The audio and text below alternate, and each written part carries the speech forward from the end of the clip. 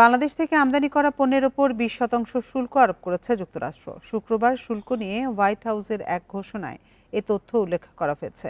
বাংলাদেশের ওপর 35% শুল্ক আরোপ করা হয়েছিল। পরে 9 এপ্রিল বিভিন্ন দেশের ওপর ওই শুল্ক 3 মাসের জন্য স্থগিত করা হয়। এ সময় শুল্ক নিয়ে আলোচনার জন্য যুক্তরাষ্ট্রের সঙ্গে বিভিন্ন দেশকে আলোচনার সুযোগ দেয় ওয়াশিংটন। ঘোষণা অনুযায়ী অন্যান্য দেশগুলোর মধ্যে পাকিস্তানের ওপর 19%, আফগানিস্তানের ওপর 15%, ভারতের ওপর 25%, ব্রাজিলের ওপর 10%, ইন্দোনেশিয়ার ওপর 19%, মালয়েশিয়ার ওপর 19%, মিয়ানমারের ওপর 40%, ফিলিপাইনের ওপর 19%, শ্রীলঙ্কার ওপর 20%, ভিয়েতনামের ওপর 20% শুল্ক আরোপ করেছে ওয়াশিংটন। গত 2 এপ্রিল বাণিজ্য ঘাটতির কথা উল্লেখ করে বিশ্বের বিভিন্ন দেশের উপর উচ্চ হারে পাল্টা শুল্ক আরোপ করেন ডোনাল্ড ট্রাম্প।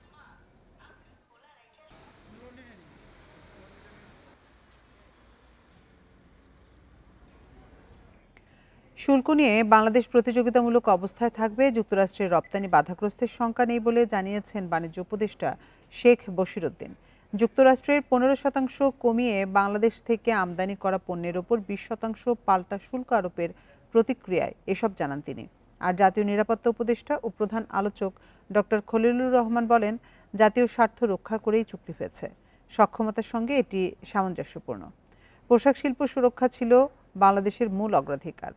পাশাপাশি যুক্তরাষ্ট্র থেকে কৃষিপণ্য আমদানির প্রতিশ্রুতি দেয়া হয়েছে, যা খাদ্য নিরাপত্তার লক্ষ্য পূরণে সহায়তা করবে এবং মার্কিন কৃষি রাজ্যগুলোর সঙ্গে সুসম্পর্ক গড়ে তুলবে। এ নিয়ে আলোচনা করতে যুক্তরাষ্ট্র থেকে আমাদের সঙ্গে যোগ দিচ্ছেন বিজিএমইএ এর সাবেক পরিচালক মহিউদ্দিন রুবেল এবং ঢাকা থেকে আমাদের সাথে যোগ দিচ্ছেন সেন্টার ফর পলিসি ডায়ালগ সিপিডির গবেষণা পরিচালক খন্দকার গোলাম মোয়াজ্জেম। আপনাদের দুজনকেই স্বাগত জানাচ্ছি ইন্ডিপেন্ডেন্ট সংবাদে। আমি প্রথমেই যেতে চাই মহিউদ্দিন রুবেল, আপনার কাছে শুরুতেই জানতে চাইব যে শুল্ক নিয়ে সবচেয়ে উদ্বেগ ছিল পোশাক খাত নিয়ে। এ বিষয়ে প্রত্যাশা কতটা পূরণ হলো? ধন্যবাদ আপনাকে। ডেফিনেটলি আমরা আসলে অনেক উদ্বেগের মধ্যে ছিলাম, সময় কাটাচ্ছিলাম, কারণ 35%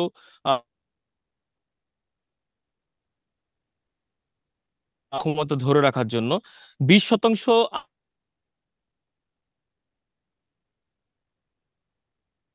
আশেপাশে আমরা প্রতিযোগিতায় পেয়ে থাকি, সেই কাতারে আমরা মোটামুটি চলে এসেছি। সেখান থেকে যদি আপনি দেখেন যে আমাদের অন্যতম বড় যে প্রতিযোগী চায়না, তাদের আমাদের থেকে অনেক বেশি ট্যারিফ আছে, এবং ভারত আর একটা আমাদের শক্ত প্রতিযোগী হতে পারতো এই ক্ষেত্রে, যাদের ট্যারিফ অনেক কমবে বলে মনে করছিলাম, সেখানে তারা কিন্তু 5% ট্যারিফ তাদের বেড়ে গেছে। তো ট্যারিফ বিবেচনায় যদি আপনি বলেন, অবভিয়াসলি আমরা এখন কিন্তু আগের থেকেও আমরা এখন বেটার পজিশনে আমরা ট্যারিফের ইয়াতে আছি। তবে একটি কথা ভুললে চলবে না, যে এই ট্যারিফ আমাদের হয়তো আহ, আমাদের অন্য প্রতিযোগীর থেকে আমাদের বেশি হয়নি, কিন্তু ওভারঅল এই ট্যারিফটা তো আসলে ইউএস এর মার্কেটে কিন্তু বেড়েছে। তার মানে পণ্যের মূল্য কিন্তু আপনার এই পরিমাণ অ্যাভারেজে 10, 15, 20% এরকম একটা অ্যামাউন্ট করলে কিন্তু বাড়বে। হ্যাঁ, তো এই বাড়ার ফলে কিন্তু একটা ইনিশিয়াল একটা ধাক্কা কিন্তু মার্কেটে আসতে পারে, একটা বিক্রি একটা স্লো ডাউন হতে পারে। তারা হয়তো খুব বেশি স্টক করতে চাবে না, তারা একটু অবজার্ভ করবে। তো এই ইনিশিয়াল ধাক্কাটা আমাদেরকে একটু কাটায় উঠতে হবে, এটা হয়তো আসবে কিছুটা। তবে আপনি যদি অতীত ইতিহাস, আমরা লাস্ট 10 বছরের ইউএস এর মার্কেটের ডেটা আমরা দেখি, কোভিড এর পরবর্তীতে আমরা দেখেছিলাম যে এরকমই একটা কিন্তু ধাক্কা এসেছিল। সেটি কাটিয়ে ওঠার পরে এই 10 বছরে কিন্তু আমরা অলমোস্ট সর্বোচ্চ গ্রোথ ইউএসএ তে করেছি। বিগত 5 বছর যদি কোভিড এর পরে স্পেশালি বলি, কোভিড এর পরের বছরেও প্রায় ইউএসএ তে মনে হয় 22 কি 23% মতো আপনার ওদের ইম্পোর্ট কমেছিল। সেখানেও কিন্তু আমরা মোটামুটি তার পর থেকে স্টিডি এবং প্রায় 35-36% আমরা গ্রোথ করে এখন পর্যন্ত এসেছি। সুতরাং ওভারঅল চিন্তা করলে লং টার্মে যদি আমরা এই ধারা আপনার ব্যাহত যদি এই ধারা ব্যাহত না হয়, যদি আমরা এটা ম্যানেজ করে রাখতে পারি, অবশ্যই লং টার্মে আমাদের গ্রোথ পজিটিভ তো হবেই, এবং আরো বেশি পজিটিভ হওয়ার সুযোগ আছে, যেহেতু চায়না থেকেও কিন্তু একটা বড় ব্যবসা সরে আসছে আস্তে আস্তে করে, এবং ভারতের আমাদের ব্যবসা নেওয়ার সিচুয়েশনে এই ট্যারিফে কিন্তু তারা নেই, বরং কিছু ব্যবসা হয়তো সেখান থেকেও আসবে। তবে একটি কথা অবশ্যই আমি এখানে যোগ করতে চাই, সবগুলো এবং এবং কিন্তুর মাঝে, যে দেখেন আসলে দিনের শেষে কিন্তু আপনাকে প্রতিযোগী সক্ষমতা অর্জন করতে হবে। এখন কিছু আছে এক্সটার্নাল ফ্যাক্টর, কিছু আছে ইন্টারনাল ফ্যাক্টর। যেমন এই ট্যারিফের ব্যাপারটি ছিল এক্সটার্নাল ফ্যাক্টর, এখন ট্যারিফ না হয় আমার সমান সমান হয়ে গেছে, কিন্তু আমাদের দেশের যে ইন্টারনাল ফ্যাক্টর গুলো আছে সেগুলো কিন্তু অনেক ইম্পর্টেন্ট। সেইখানে কিন্তু আমাদেরকে অনেক কাজ করতে হবে, সরকারকে অনেক সাপোর্ট দিতে হবে। আমাদের এই যে আমাদের যে উৎপাদন খরচের যে ব্যাপারগুলো আছে, জ্বালানি নিশ্চয়তা, ব্যাংকিং খরচগুলো, এগুলো যদি আমরা প্রতিযোগী অন্য দেশগুলোর সমতুল্য বা তার থেকে না কমাতে পারি, তাহলে কিন্তু আবার দিনের শেষে আমরা ওইখানেও সক্ষমতা হারাবো। সুতরাং শুধুমাত্র ট্যারিফ কমে এলেই যে আমরা ভালো করে ফেলবো, ব্যাপারটা সেরকমও না। আমাদের সব দিক থেকে এক কাতারে আগাতে হবে, তখনই যে আসলে আমরা একটা কাঙ্ক্ষিত রেজাল্ট পাবো। তবে অতীত ইতিহাস এবং বর্তমানে ধারাবাহিকতা যা আছে, ভবিষ্যৎ আমরা যেটা দেখছি তাতে এভাবে যদি থাকে আমরা অনেক ভালো করবো বলে মনে করছি, সবকিছু ধরে রাখতে পারলে। মহিউদ্দিন রুবেল, আপনি সাথেই থাকুন। আমরা একটু যেতে চাই সিপিটির গবেষণা পরিচালক গোলাম মজ্জেমের কাছে। গোলাম মজ্জেম, আপনার কাছে জানতে চাই যে শুল্ক হার নিয়ে নিরাপত্তা উপদেষ্টা যেমনটি বলেছেন যে আমাদের সক্ষমতার সঙ্গে এটি সামঞ্জস্যপূর্ণ, এই বিষয়টিকে আপনি কিভাবে দেখছেন? আমার মনে হয় যে আমরা প্রথমেই সরকারকে, বিশেষ করে বাণিজ্য উপদেষ্টার নেতৃত্বে যে টিমটি গিয়েছে তাদেরকে স্বাগত জানাতে চাই। তারা অক্লান্ত পরিশ্রম করেছেন এবং তার মাধ্যমে এটি অর্জন হয়েছে। তবে যেটি রুবেল বলছিলেন যে এর ফলে আমাদের প্রতিযোগী দেশগুলোর সাথে প্রায় সমকক্ষ লেভেলে আমরা একটা টেরিফে এসেছি, যেটা আমাদের জন্য ইতিবাচক, এবং চীনের থেকে এগিয়ে থাকাটাও একটা ইতিবাচক দিক। সুতরাং সেই দিক থেকে আমাদের প্রতিযোগিতা সক্ষমতার জায়গায় সেটা ভালো প্রভাব ফেলবে। তবে আমার মনে হয় যে আমাদের দুটো জিনিসে আমাদের পরিষ্কার কিছু তথ্য উপাত্ত দরকার হবে সামনের দিনগুলোতে। একটি হলো যে ট্রান্সশিপমেন্ট ট্যারিফ বলে একটি ট্যারিফ কিন্তু যুক্ত করা হয়েছে, অর্থাৎ যে সমস্ত দেশের ট্যারিফ আমাদের দেশের ট্যারিফের চেয়ে উঁচু, তাদের দেশ থেকে পণ্য এনে যদি মার্কিন যুক্তরাষ্ট্রে রপ্তানি করা হয়, তাহলে 40% অতিরিক্ত ট্যারিফ অ্যাড করা হবে। এই বিষয়টির ক্ষেত্রে আমরা চায়না থেকে কাঁচামাল এনে যে রপ্তানি করে থাকি, বিশেষ করে তৈরি পোশাকের ক্ষেত্রে, তাদের ক্ষেত্রে এই ট্রান্সশিপমেন্ট ট্যারিফের বিষয়টি কি দাঁড়াবে সেটি এখনো কিন্তু পুরোপুরি পরিষ্কার নয়। সুতরাং সেদিক থেকে আগামী দিনগুলোতে নিট সেক্টর খুব ভালো একটা অবস্থানে যাবে। ওভেন সেক্টরও আমার ধারণা এর ফলে একটা ভালো জায়গায় যাবে। কিন্তু চায়না ভিত্তিক যে কাঁচামাল আমদানি করে আমাদের এখানে রিএক্সপোর্ট করা বা কাঁচামাল ব্যবহার করে সেই জায়গায় বাড়তি শুল্কের বিষয়টি কি দাঁড়াবে সেটি আমাদের বোঝা দরকার আছে। দ্বিতীয়ত যে বিষয়টি, সেটি হলো যে আমরা অনতিবিলম্বে আশা করব যে চিফ অ্যাডভাইজার্স অফিস থেকে পূর্ণাঙ্গ চুক্তিটি তারা প্রকাশ করবেন। আমাদের জানা দরকার রয়েছে যে আমরা কোন কোন ধরনের অঙ্গীকার করবার মাধ্যমে এই 20% শুল্ক অর্জন করলাম, কেননা এর সাথে আমাদের অন্যান্য বাজারের সঙ্গেও আমাদের স্বার্থ সংশ্লিষ্ট বিষয় রয়েছে। সেই বিষয়গুলোরও বোঝার দরকার রয়েছে, তাদের সাথে বাণিজ্য সম্পর্ক এর ফলে কতটা নেতিবাচক প্রভাবে পড়বে এবং তার সঙ্গে মিলে আমাদের বাণিজ্য সম্পর্কের ক্ষেত্রে কি কি উন্নতি দরকার হবে সেই বিষয়গুলো আমাদের জানা দরকার আছে। যে জনাব গোলাম মোয়াজ্জেম, আপনি সাথেই থাকবেন। আবার একটু যেতে চাই মহিউদ্দিন রুবেল আপনার কাছে জানতে চাই যে শুল্ক হারের বিষয়টি নিয়ে অনেকদিন ধরেই আপনারা উদ্বেগের মধ্যে ছিলেন। তো নতুন হার নির্ধারিত হওয়ার পর আপনাদের পদক্ষেপটা কি হবে? দেখুন, আমি অবশ্যই এটা খুশির সংবাদ যে এই সেন্সে যে আমরা প্রায় ডাবল শুল্ক যেখানে হয়ে গেছিল সেখান থেকে এখানে আসাটা, এটা আসলে সামগ্রিক একটা দলগত এফোর্ট, এবং পুরো দেশ, পুরো সেক্টর, পুরো সরকার সবাই মিলে কিন্তু এখানে প্রার্থনা কাজ সব একসাথে আমরা করেছি। কারণ ইউএসএ এটা হচ্ছে আমাদের একক মার্কেট হিসেবে আমাদের গার্মেন্টসের জন্য সবচেয়ে বড়। আমাদের প্রায় অ্যাবাউট 20% এক্সপোর্ট আমরা আমাদের ইউএসএ তে আমরা করে থাকি। সুতরাং এখানে যদি বিপর্যয় আসতো সেটা কিন্তু সামলানোটা আমাদের জন্য ডিফিকাল্ট হতো। সেই ক্ষেত্রে আমার ব্যক্তিগতভাবে আমার এবং আমার অতীত অভিজ্ঞতা, আমার সংগঠনে কাজ করা থেকে, সেক্টরে কাজ করা থেকে কিছু থাকবে সেক্টরের প্রতি এবং সরকারের প্রতিও।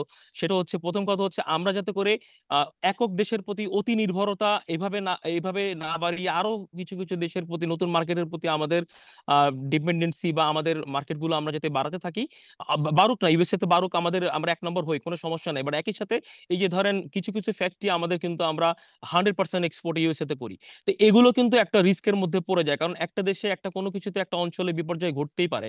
সুতরাং আপনি যদি একটু ব্যালেন্স করে এক্সপোর্ট ডেস্টিনেশন গুলো বা মার্কেট গুলো রাখেন, তাহলে হয়তো সেক্ষেত্রে এই জিনিস, এই ধরনের আহ, সময় আপনার এতটা ভীত সন্ত্রস্ত হওয়ারও কারণ থাকবে না।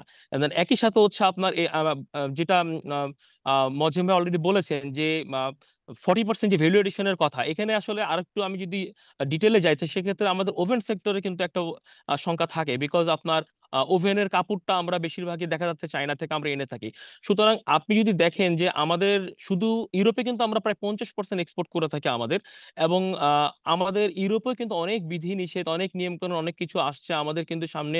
এলডিসি গ্রাজুয়েশনের পরে আমাদের এখানেও কিন্তু আরো কিছু জিনিস আমাদেরকে বেগ পোহাতে হবে।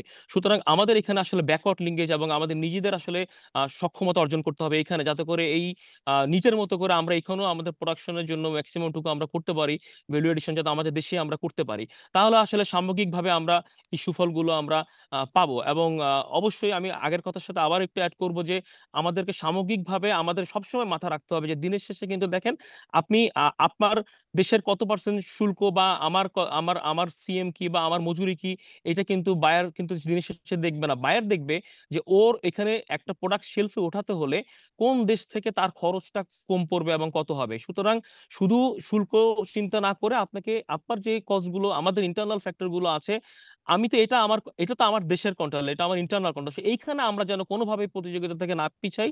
আমাদেরকে সবসময় আমাদের কম্পিটিটরদের থেকে এই জায়গাগুলোতে এগিয়ে থাকার জন্য নিজেদেরকে কাজ করতে হবে, সরকারকে কাজ করতে হবে, একসাথে কাজ করতে হবে। এবং দেন আমরা একটা প্রতিযোগিতায় আমরা সবসময় সবার থেকে হয়তো কম্পিট করে আগাতে পারবো। মহিউদ্দিন রুবেল, আপনি সাথে থাকবেন। আবারও একটু যেতে চাই গোলাম মোয়াজ্জেমের কাছে। জনাব মোয়াজ্জেম, বারবারই একটি বিষয়, বাণিজ্য ঘাটতিতে ভারসাম্যের বিষয়টি এটি আলোচনায় এসেছে। নতুন যে সমীকরণ তৈরি হলো তাতে বিষয়টি পুরো নিষ্পত্তি হলো কি? আমরা তো এই জন্যই আমি আপনাকে বললাম যে আমরা পূর্ণাঙ্গ চুক্তিতে সরকারের কাছ থেকে আশা করছি। এখন নিশ্চয়ই আর নন ডিসক্লোজারের কোনো বিষয় নেই, এখন আসলে ফুল ডিসক্লোজারেরই হওয়ার কথা। সুতরাং আমরা এখনই চাইবো যে সরকার দ্রুততম সময়ে যে চুক্তিটি হয়েছে সেটি তারা প্রকাশ করবেন। তার ফলে আমরা জানতে পারবো যে সরকার আসলে কি কি জায়গাগুলোতে অঙ্গীকার করবার মাধ্যমে এই 20% শুল্ক আনতে সক্ষম হলেন। কেননা 3 দিন ধরে যেহেতু খুব ইন্টেন্স ডিসকাশন হয়েছে, তার মানে হচ্ছে যে এই আলোচনাটির ভিতরে শুধুমাত্র গম বা সয়াবিনের মতো পণ্য যেগুলো ইতিমধ্যে আমরা অঙ্গীকার করে ফেলেছি, অথবা বোয়িং কেনার ক্ষেত্রেও যে আভাসটি আমরা পেয়েছিলাম সেগুলো করে ফেলেছি, এর বাইরেও অন্যান্য বিষয়গুলো রয়েছে যেগুলোতে নিশ্চয়ই আমাদের দিক থেকে সরকার কিছু অঙ্গীকার করেছেন। তো সেই অঙ্গীকারের জায়গাগুলো আমাদের জানা দরকার আছে, বোঝা দরকার আছে।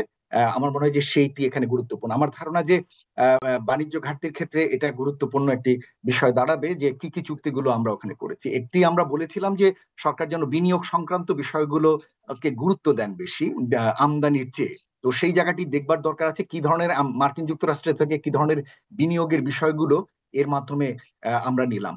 একই সাথে কিন্তু আমরা এটাও মনে হচ্ছে আগামী দিনে চীন ভিত্তিক কাঁচামাল ব্যবহার করে মার্কিন বাজারের বাইরে এখন বড়ভাবে আমাদের রপ্তানির সুযোগ তৈরি হয়েছে।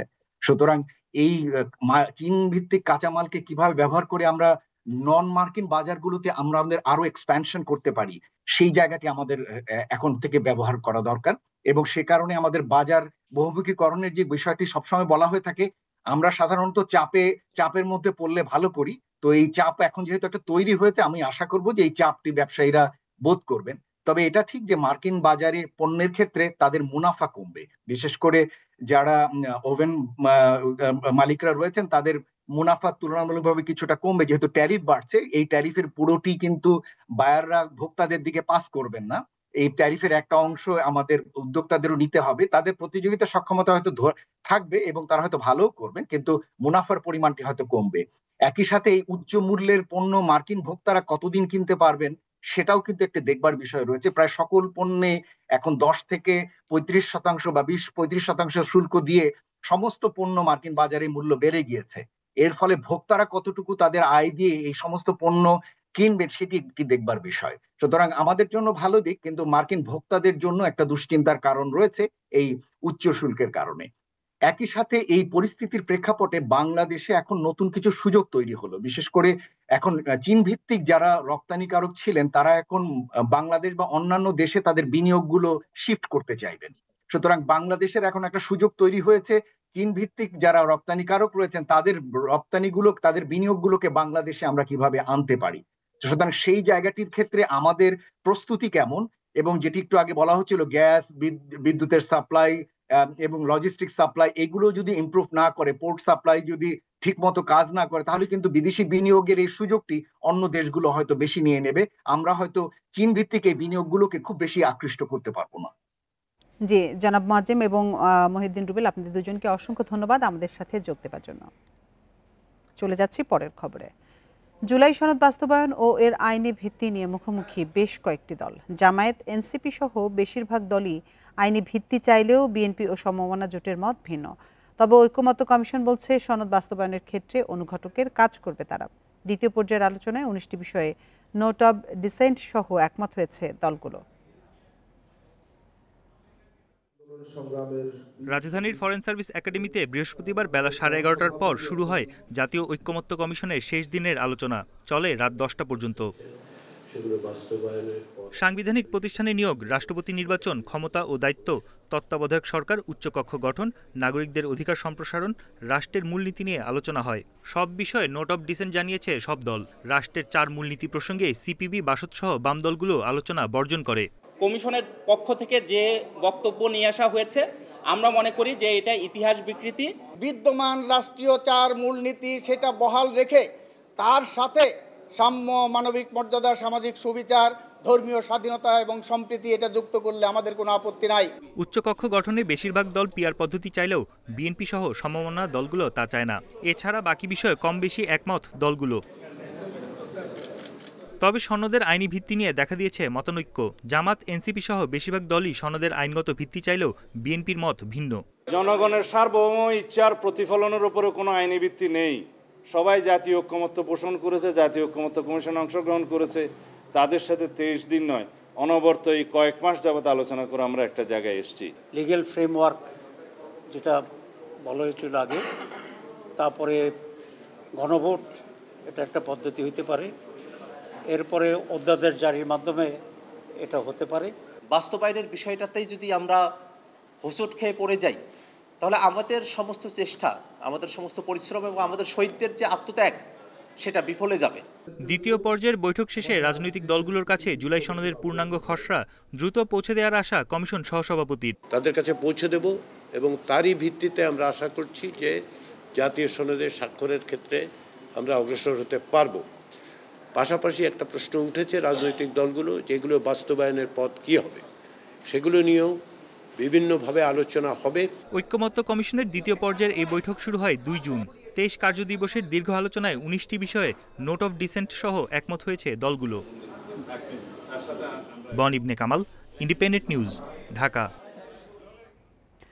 আইনি ভিত্তি না দিলে জুলাই সনদে স্বাক্ষর করবে না জামায়াত ইসলামী, না হলে মামলার হুঁশিয়ারি দিয়েছে দলটি। যদিও এর আইনি ভিত্তির প্রয়োজন দেখছে না বিএনপি। এদিকে সংসদের উচ্চকক্ষ গঠন পদ্ধতি নিয়ে একমত হতে পারেনি বিএনপি সহ দলগুলো। একক দলের স্বেচ্ছাচারিতা ঠেকাতে উচ্চকক্ষ চায় এনসিপি। সংবিধান সংশোধনের ক্ষমতা উচ্চকক্ষে দেওয়ার ক্ষেত্রেও রয়েছে দ্বিমত। রাজধানীর ফরেন সার্ভিস একাডেমিতে বৃহস্পতিবার বেলা 11:30টার পর শুরু হয় জাতীয় ঐকমত্য কমিশনের শেষ দিনের বৈঠক।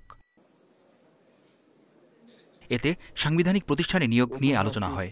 বেশিরভাগ দল একমত হলেও বিএনপি মনে করে সেসব প্রতিষ্ঠানের আইনি নিয়োগ প্রক্রিয়া থাকা উচিত। সংসদের উচ্চকক্ষ গঠন নিয়ে দেখা দিয়েছে নানা মত। পিআর পদ্ধতি না হলে উচ্চকক্ষ চায় না জামায়াত ইসলামী ও এনসিপি সহ বেশ কয়েকটি দল। সিপিবি, বাসদের দাবি উচ্চকক্ষের প্রয়োজন নেই।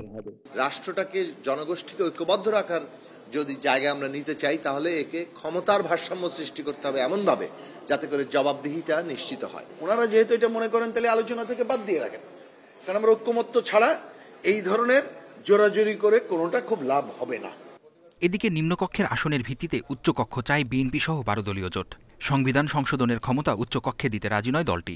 সরকারি কর্ম কমিশন, দুর্নীতি দমন কমিশন, মহাহিসাব নিরীক্ষক ও নিয়ন্ত্রক এবং ন্যায়পাল নিয়োগের বিধান সম্পর্কিত, ইনফ্যাক্ট এটা নিয়োগ সম্পর্কিত এটা বিধান করার জন্য যে প্রস্তাব আগে থেকেই আলোচনায় ছিল, এখানে আমাদের বক্তব্য, আমরা নোট অফ ডিসেন্ট সহ একমত হয়েছে। জুলাই সনদের আইনি ভিত্তি না দিলে স্বাক্ষর করবে না জামায়াত ইসলামী। এমনকি মামলা করার হুঁশিয়ারি দিয়েছে দলটি। সনদ বাস্তবায়নে 2 বছরের সময় দিতে রাজি নয় এনসিপি। যারা বলছেন পক্ষে যারা কোনোভাবেই পক্ষে আসছেন না, তারা নোট অফ ডিসেন্ট দেন। তো এর চেয়ে তো আর বেশি উদার বা গণতান্ত্রিক পদ্ধতি আর হইতে পারে না। কর্ম কমিশন, দুদক, ন্যায়পাল এবং মহাহিসাব নিরীক্ষকের মতো বিষয়গুলো নিয়ে আলোচনা হয়েছে। কয়েকটি দলের তাদের ভিন্নমতকে সাথে নিয়েই মোটা দাগে গোটা হাউজের মতামতগুলোকে সাথে নিয়েই এই বিষয়ে একটা ঐক্যমতের জায়গায় কমিশন আসতে পেরেছে। উচ্চকক্ষ ও নিম্নকক্ষের সদস্যরা গোপন ব্যালটের মাধ্যমে রাষ্ট্রপতি নির্বাচন করবে, সে বিষয়ে একমত রাজনৈতিক দলগুলো। মেহেদী হাসান, ইন্ডিপেন্ডেন্ট নিউজ, ঢাকা। আগামী নির্বাচন সবার জন্য অত্যন্ত গুরুত্বপূর্ণ উল্লেখ করে বিএনপির ভারপ্রাপ্ত চেয়ারম্যান তারেক রহমান বলেছেন, দেশে যেন আর ফ্যাসিবাদ, উগ্রবাদ, চরমপন্থা মাথাচাড়া দিতে না পারে সেদিকে সজাগ থাকতে হবে। বৃহস্পতিবার রাজধানীতে মহিলা দলের এক অনুষ্ঠানে তিনি আরও বলেন, জুলাই গণঅভ্যুত্থান নতুন দেশ গঠনের সুযোগ দিয়েছে, এই সুযোগ নষ্ট হতে দেয়া যাবে না।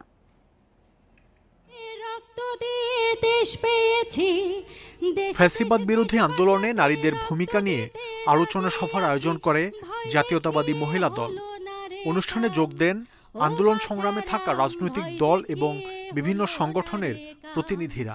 ও বাছারাম ভয় দেখিয়ে হলো না রে কাম। শুরুতে জুলাই গণঅভ্যুত্থানের শহীদ ও আহতদের উপর প্রামাণ্যচিত্র দেখানো হয়। এ সময় বিগত আন্দোলন সংগ্রামের নানা স্মৃতি তুলে ধরেন বক্তারা। হৃদয়ের যে রক্তক্ষরণ, তাদের সন্তানকে ফিরে পাওয়ার যে আকুতি, সেটা যে। প্রধান অতিথির বক্তব্যে বিএনপির ভারপ্রাপ্ত চেয়ারম্যান তারেক রহমান বলেন, জুলাই গণঅভ্যুত্থান নতুন এক দেশ গঠনের সুযোগ তৈরি করে দিয়েছে, এ সুযোগ নষ্ট হতে দেয়া যাবে না। আগামী জাতীয় নির্বাচন দেশের প্রতিটি নাগরিকের জন্য অত্যন্ত গুরুত্বপূর্ণ। দেশে যাতে আর কোনোভাবেই আর কোনোদিন ফ্যাসিবাদ, উগ্রবাদ, চরমপন্থা মাথা চাড়া দিয়ে উঠতে না পারে, এই ব্যাপারে বিশেষ করে নারী সমাজকে অত্যন্ত সতর্ক এবং সজাগ থাকতে হবে। নিরাপদ বাংলাদেশ প্রতিষ্ঠার মাধ্যমে শহীদদের আত্মত্যাগের প্রতি সম্মান জানানোর জন্য আমরা ঐক্যবদ্ধ থাকি। নারী অধিকার রক্ষায় বিএনপির বিভিন্ন উদ্যোগের চিত্র তুলে ধরেন তারেক রহমান। বলেন, জনগণের ভোটে বিএনপি ক্ষমতায় এলে নারীরা তাদের অধিকার পুরোপুরি ফিরে পাবে। নারীরা কিন্তু এখনো অনেক পিছিয়ে আছে বাংলাদেশের প্রেক্ষাপটে। শুধু বাংলাদেশ নয়, কোনো রাষ্ট্রই এগিয়ে যেতে পারে না, এবং সে কারণেই নারী শক্তিকে প্রাধান্য দিয়ে দেশের অর্ধেক সংখ্যক নারীদের নিরাপত্তা নিশ্চিত, তাদের আশা আকাঙ্ক্ষাকে ধারণ করে বিএনপি আগামী দিনের সকল কর্মপরিকল্পনাগুলোকে সাজিয়েছে বা গ্রহণ করছে। জুলাই বিপ্লব সহ ফ্যাসিবাদ বিরোধী আন্দোলনে সাহসী ভূমিকার জন্য নারীদের প্রতি কৃতজ্ঞতা প্রকাশ করেন বিএনপির ভারপ্রাপ্ত চেয়ারম্যান। তাদের প্রতি আমাদের ঋণ পরিশোধের পালা। মাহমুদ শরীফ, ইন্ডিপেন্ডেন্ট নিউজ, ঢাকা।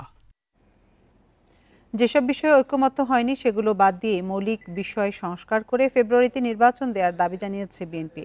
বৃহস্পতিবার জাতীয় প্রেস ক্লাবে এক আলোচনা সভায় দলটির মহাসচিব মির্জা ফখরুল ইসলাম আলমগীর এই দাবি জানান। বৃহস্পতিবার বিকেলে আলাদা এক অনুষ্ঠানে তিনি আরও বলেন, ঐক্যবদ্ধ না থাকলে দেশে আবারও একটি ১/১১ মতো ঘটনা ঘটতে পারে। জুলাই আগস্টের গণঅভ্যুত্থানের ঘটনা প্রবাহ এখনও দগদগে শহীদ আহতদের স্বজনদের বুকে। ১ বছর পেরিয়ে গেলেও শহীদদের তালিকা না হওয়ায় ক্ষোভ জানান তারা। বর্ষপূর্তি উপলক্ষে জাতীয় প্রেস ক্লাবে আয়োজিত আলোচনা সভায় উঠে আসে এমন মনোভাব। আলোচনায় বক্তারা বলেন, জুলাইয়ের গণজাগরণ হয়েছিল মানুষের ভোটাধিকার ও মর্যাদার প্রশ্নে, তাই জনগণের অধিকার ফেরাতে সুষ্ঠু নির্বাচনের বিকল্প নেই। এই সময়টা হচ্ছে পারস্পরিক একটা বোঝাপড়া করার সময়। একটু বুঝে নিয়ে, পরস্পরকে বুঝে আমরা যদি খুব দ্রুত এগিয়ে যাওয়ার চেষ্টা করি, তাহলে ফলটা লাভ করবে জনগণ, তার একটা প্রতিনিধিত্ব থাকবে, তার একটা সরকার তৈরি হবে। বিকেলে সুপ্রিম কোর্টে জাতীয়তাবাদী আইনজীবী ফোরাম আয়োজিত জুলাই শহীদদের স্মরণে মার্চ ফর জাস্টিস শীর্ষক আলোচনা সভায় যোগ দেন মির্জা ফখরুল ইসলাম আলমগীর। প্রধান অতিথির বক্তব্যে তিনি বলেন, ঐক্যবদ্ধ না থাকলে আবারও একটি ১/১১ ঘটে যাওয়া অস্বাভাবিক নয়। আমি আশঙ্কা করি যে আমরা যদি ঐক্যবদ্ধ না থাকি, আমরা যদি সতর্ক না থাকি, তাহলে কিন্তু ১/১১ মতো ঘটনা ঘটা এখানে অস্বাভাবিক কিছু নয়। সকল রাজনৈতিক দলের প্রতি আবার আহ্বান জানাই যে আমাদেরকে আসুন ঐক্যবদ্ধ হয়ে আমরা আমাদের সংস্কার, বিচার এগুলো সমস্ত শেষ করে আমাদের প্রসিড টুয়ার্ডস ডেমোক্রেসি। একটি মহল নির্বাচন পেছানোর ষড়যন্ত্র করছে বলেও মন্তব্য করেন মির্জা ফখরুল। Rifat Alam, independent news, Dhaka. আগামী ৫-৬ দিন দেশের রাজনৈতিক বন্দোবস্তের জন্য গুরুত্বপূর্ণ বলে উল্লেখ করেছেন প্রধান উপদেষ্টার প্রেস সচিব। তিনি বলেন, প্রধান উপদেষ্টার ঘোষিত সময় থেকে একদিনও পেছাবে না নির্বাচন। আইন উপদেষ্টা জানান, কিছুদিনের মধ্যেই ভোটের তারিখ ঘোষণা করা হবে। বৃহস্পতিবার সচিবালয়ে আলাদা সংবাদ সম্মেলন তারা একথা বলেন। অন্তর্বর্তী সরকারের দায়িত্ব নেওয়ার বছর পূর্ণ হবে আগামী ৮ আগস্ট। এ নিয়ে চলছে নানা তোড়জোড়। বৃহস্পতিবার সচিবালয়ে সাংবাদিকদের সংগঠন বিএসআরের সংলাপে যোগ দেন প্রধান উপদেষ্টার প্রেস সচিব। বলেন, আগামী ৫-৬ দিন দেশের রাজনীতির জন্য গুরুত্বপূর্ণ। প্রধান উপদেষ্টার ঘোষিত নির্বাচনের সময় পেছাবে না বলেও জানান তিনি। ৫-৬টা দিনে আমরা বুঝবো যে আমরা সামনে কোথায় যাচ্ছি। বাট একটা বিষয় আপনি নিশ্চিত থাকেন, ইলেকশন দেরি হবে না। ইলেকশন প্রফেসর ইউনূস যেই সময় বলেছেন তার থেকে একটা দিন দেরি হবে না। আর নিজ মন্ত্রণালয়ের কাজের অগ্রগতি তুলে ধরেন আইন উপদেষ্টা। জানান, কিছুদিনের মধ্যে নির্বাচনের তারিখ ঘোষণা করা হবে। বলেন, জনগণের ভোটাধিকার নিশ্চিতে কাজ করছে সরকার। নির্বাচনের সময় তো জাস্ট ওয়েট করেন, কিছুদিনের মধ্যে ঘোষণা শুনবেন। মিথ্যা বা হয়রানিমূলক মামলায় নাম অন্তর্ভুক্ত করা মব সন্ত্রাস দুর্ভাগ্যজনক বলে মন্তব্য করে এসব রোধে কাজ চলছে বলেও জানান আইন উপদেষ্টা। হয়রানিমূলক মিথ্যা মামলা একটা, আর একটা হচ্ছে মব জাস্টিস বা মব সন্ত্রাস আমি বলবো। এই দুইটা আমাদেরকে খুবই পীড়িত করে। আমাদের মতো চেষ্টা করি। আর মিথ্যা মামলা ঠেকানোর জন্য বা এই মামলাতে অভিযুক্তদের রিলিফ দেওয়ার জন্য আমরা ফৌজদারি কার্যবিধির সংশোধন করেছি। আইন উপদেষ্টা জানান, গেল সরকারের প্রায় ১৫,০০০ রাজনৈতিক হয়রানিমূলক মামলা প্রত্যাহার করা হয়েছে। অসীম আত্মত্যাগের বিনিময়ে। Hasib Mahmud Shah, independent news, Dhaka. একবার বৃষ্টি হলেই জলাবদ্ধতার ভোগান্তি থাকে সারা বছর। ২ যুগ ধরে এমন অবর্ণনীয় দুর্দশায় দিন কাটছে কুমিল্লার পাঁচথবি ইউনিয়নের চাঁদপুর এলাকার বাসিন্দাদের। ভোগান্তি সহ্য করতে না পেরে অনেকেই বাড়িঘর ছেড়ে চলে যাচ্ছেন অন্য কোথাও। দীর্ঘস্থায়ী জলাবদ্ধতায় স্বাস্থ্য ঝুঁকিতে শিশু ও বৃদ্ধরা। কুমিল্লার পাঁচথবি ইউনিয়নের চাঁদপুর মধ্যমপাড়া এলাকার প্রতিটি বাড়ির ভেতরের চিত্র এটি। শুধু ঘর নয়, রাস্তাঘাট, উঠান, রান্নাঘর সবই ময়লা পানিতে সয়লাব। বছরে একবার বৃষ্টির পানি জমলে সেই পানি থেকে যায় সারা বছরই। অপরিকল্পিত বাড়ি নির্মাণ এবং পুরাতন গোমতী নদীতে বাদ দিয়ে মাছের ঘের স্থাপনের কারণে পানি নিষ্কাশনের পথ বন্ধ হয়ে গেছে। জলাবদ্ধ এলাকায় দিন দিন কমছে ব্যবসা বাণিজ্য, যান চলাচল। টানা ময়লা পানিতে চলাচল করায় চর্মরোগে আক্রান্ত অনেকেই। ড্রেন করার ফলে আমাদের এদিক দিয়ে পানি আর বাধাপ্রাপ্ত হয়ে পানি সব আমাদের এই বাড়ি ঘরের ভিতরে ঢুকছে। অনলি শীতকালটা হয়তো আমরা কিছুটা মুক্তি পাই জলাবদ্ধতা থেকে। প্রায় ৯ মাসে আমরা জলাবদ্ধতার শিকার থাকি। সকালবেলা রান্নার কথা এই জায়গাতে তখন দুপুরবেলা বয়াইছে, অনেক কিছু করতে পারতেছে না, পানি উঠাতে চুলার ভিতরে। বাচ্চারা পায়ের মধ্যে, হাতের মধ্যে ঠোসকা উঠে যেতেছে, এবং নিউমোনিয়া আসতেছে, জ্বর আসতেছে, বহু কষ্ট ভোগ করতেছে। প্রশাসন বলছে, চাঁদপুরের বাসিন্দাদের জলাবদ্ধতা ভোগান্তির বিষয়টি নজরে এসেছে। সমস্যার সমাধানে প্রকৌশল বিভাগ ও স্থানীয় চেয়ারম্যানকে নির্দেশনা দেওয়া হয়েছে। যেহেতু পানি দীর্ঘদিন ধরে জলাবদ্ধতার মতো একটা অবস্থা, মানে বন্যা হলে যেরকম সিচুয়েশন হয়, পানিবাহিত রোগের প্রাদুর্ভাব, চর্মরোগ, এগুলো আমরা শুনেছি যেগুলো হচ্ছে, মানুষ আক্রান্ত হচ্ছে, চলাচলে অসুবিধা তো আছেই। তো এটা আমাদের খুব প্রায়োরিটিতে আছে এই বিষয়টা। জলজটের কারণে অবর্ণনীয় দুর্ভোগ পোহাচ্ছেন অন্তত ৩০,০০০ মানুষ। Independent news. সপ্তাহের ব্যবধানে রাজধানীর বাজারে বেড়েছে ফার্মের মুরগির ডিমের দাম। এছাড়া বাজারে ব্রয়লার ও সোনালী মুরগির দামও বাড়তি। বাজার পরিস্থিতি নিয়ে জানাতে কারণ বাজার থেকে আমাদের সাথে যোগ দিচ্ছেন সহকর্মী মেহেদি হাসান। মেহেদি, মুরগি এবং ডিমের বাড়তি দামের কারণ হিসেবে বিক্রেতারা কি বলছেন, আর বাজারে সবজির যোগান কেমন দেখছেন, দাম কেমন সবজির?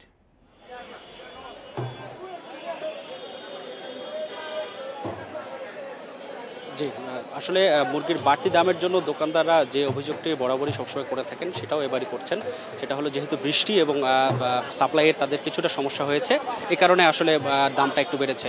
তবে গত কয়েক সপ্তাহের ব্যবধানে মুরগির বাজারের মধ্যে আমরা যেটি দেখেছি, আমিষের চাহিদা মেটানোর মধ্যে সব থেকে বেশি পপুলার যে মাংসটি রয়েছে সেটি হলো মুরগির মাংস।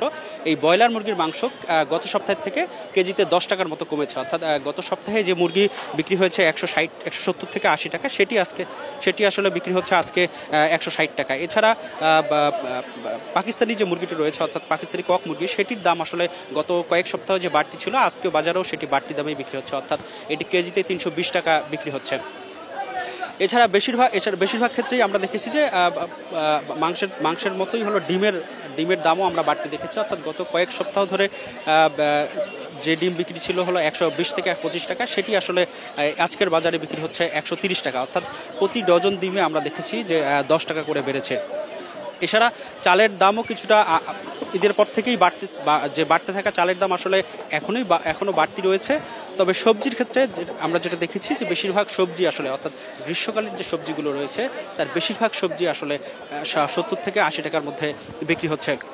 এছাড়া আমরা দেখেছি যে মরিচের কেজি আসলে গত কয়েক সপ্তাহ ধরে বাড়তি ছিল, এবং এখন আসলে মরিচ বিক্রি হচ্ছে প্রায় 240 থেকে 240 টাকার মতো করে মরিচ বিক্রি হচ্ছে। তো এখন পর্যন্ত আমরা যেটি বাজারে দেখতে পাচ্ছি যে ব্রয়লার মুরগির দাম কিছুটা কমলেও আসলে পাকিস্তানি কক বা সোনালী যে মুরগি রয়েছে সেটি আসলে আগের বাড়তি দামেই 320 টাকায় বিক্রি হচ্ছে, এবং বেশ কিছু কাঁচামরিচ ও সবজির দাম আসলে বাড়তি দামেই আমরা দেখতে পাচ্ছি। তো এই ছিল আমার কাছে কারণ বাজার থেকে সর্বশেষ। রাজধানী কারণ বাজার থেকে সবজির দাম নিয়ে জানাচ্ছিলেন আমাদের সহকর্মী। এবার পাইকারি সবজির বাজার নিয়ে জানাতে বগুড়া এবং পাবনা থেকে যোগ দিচ্ছেন সহকর্মীরা। শুরুতে যাচ্ছি বগুড়ায়, সেখানে আছেন সহকর্মী জজিফ হোসেন। জজিফ, বগুড়ায় পাইকারি সবজির যোগান কেমন দেখছেন, দাম কেমন দেখছেন, এবং কৃষকরা ন্যায্য মূল্য পাচ্ছে কিনা সবজির?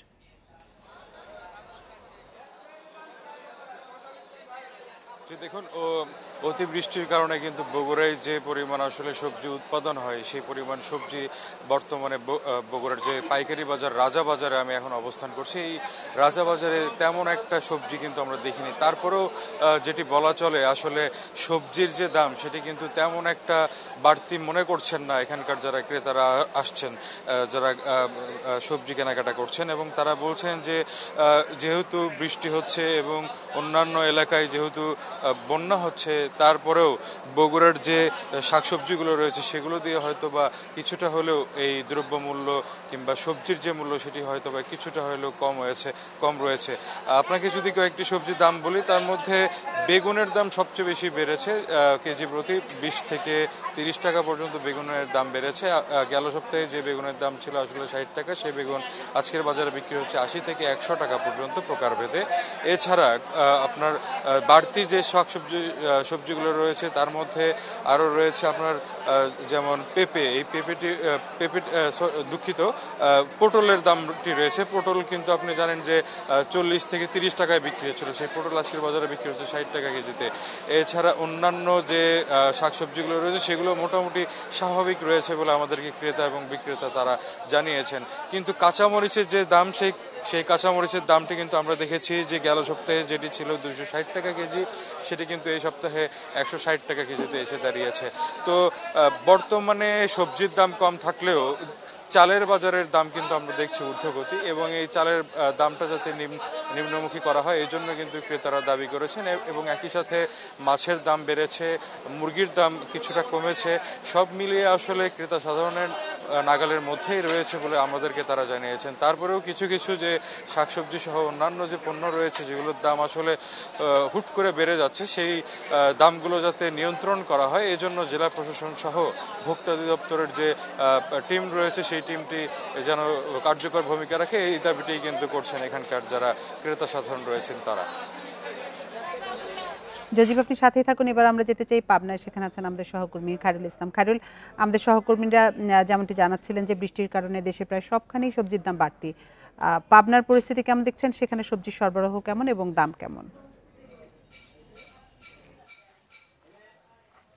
আমি যে বাজারে অবস্থান করছি এই বাজারে কিন্তু আপনি জানেন যে খুব ভোর থেকে কিন্তু পাইকারি বাজারে প্রচুর কিন্তু সবজি আমদানি হয় এবং সকাল 10টা নাগাদ কিন্তু এখানে বিক্রি হয়। কিন্তু আমরা যেটা এসে জানতে পেরেছি সেটা হচ্ছে গত বেশ কয়েকদিনের প্রবল বর্ষণের কারণে নিম্ন অঞ্চল আসলে অনেকটাই প্লাবিত হয়েছে, যার ফলে এই সব রকম সবজির দাম কিন্তু কেজিতে 10 থেকে 15 কোনো ক্ষেত্রে আবার 20 টাকা কেজিতেও কিন্তু দাম বেড়ে গেছে। সবচেয়ে আসার কথা হচ্ছে যে কাঁচামরিচের দামটা কিন্তু ঠিক রয়েছে 160 টাকা, যেটা 140 টাকা পাইকারি দরে বিক্রি হয়েছে। তাছাড়া কিন্তু যে সবজিগুলো রয়েছে বেগুন, লাউ, পটল, করল্লা, শশা, সব সবজির দাম কিন্তু 15 থেকে 20 টাকা কেজিতে কিন্তু বেড়ে গেছে। আর এই বেড়ে যাওয়ার কারণ হিসেবে অনেকেই বলছেন যে আপনি জানেন যে পাবনার ঈশ্বরদী, আটঘরিয়া, পাবনা সদরের আংশিক এলাকায় প্রচুর কিন্তু এখানে সবজি আমদানি হয় এবং এই সবজি আমদানির ফলে কিন্তু এই এলাকায় কিন্তু বড় বড় আড়ত গড়ে উঠেছে এবং এখান থেকেই কিন্তু সবজি ট্রাক যোগে প্রতিদিন কিন্তু ঢাকা, চট্টগ্রাম সহ দেশের বিভিন্ন প্রান্তে কিন্তু চলে যায়। কিন্তু হঠাৎ করেই আমদানি কমে যাওয়ায় যেমন খুচরা বিক্রেতারাও যেমন বেকায়দায় পড়েছেন, তার মধ্যে বেকায়দায় পড়েছেন যারা সাধারণ ক্রেতা, যারা কিনে খাচ্ছেন, তারা কিন্তু চরম সমস্যার মধ্যে পড়ে গেছেন। কারণ গত এক সপ্তাহের ব্যবধানে কিন্তু 15 থেকে 20 টাকা কেজিতে যখন একটি সবজির দাম বেড়ে যায় তখন কিন্তু তাদের এই ক্রেতাদের নাবিশ্বাসী হয়ে উঠেছে। আর এই সাধারণ ক্রেতারা বলছে, যারা বিক্রি করছেন তারা বলছেন যে তারা বেশি দামে ক্রয় করে আসলে তাদেরকে বিক্রি করতে হচ্ছে। যখন কম দাম ছিল তারা কিন্তু এই কম দামেই কিন্তু তারা এই সবজি বিক্রি করেছেন। এই ছিল আমার কাছে আসলে পাবনা থেকে সবজির বাজারের সর্বশেষ। বগুড়া এবং পাবনা থেকে বাজার পরিস্থিতির সবশেষ তথ্য জানাচ্ছিলেন আমাদের সহকর্মীরা। মাত্র 10,000 টাকা খরচেই জানা যাবে কোনো ব্যক্তি ক্যান্সার আক্রান্ত কিনা কিংবা ভবিষ্যতে আক্রান্ত হবার ঝুঁকির সংখ্যা। এই ব্যবস্থা চালু হয়েছে বগুড়ার TMSS হাসপাতালে, যেখানে বায়োমলিকুলার ল্যাবে রক্ত পরীক্ষায় শনাক্ত করা যাবে ক্যান্সার, আর সুনির্দিষ্ট থেরাপি দিয়ে প্রতিরোধ করা যাবে মরণঘাতী এই রোগ। পরিবেশগত কারণে ক্যান্সারে আক্রান্ত হবার আগাম তথ্য পাওয়া না গেলেও নেক্সট জেনারেশন সিকোয়েন্সিং NGS প্রযুক্তি ব্যবহার করে জানা যায় ক্যান্সারে আক্রান্ত হবার আর এই ছিল এখনকার সংবাদে। এতক্ষণ সাথে থাকার জন্য ধন্যবাদ সবাইকে।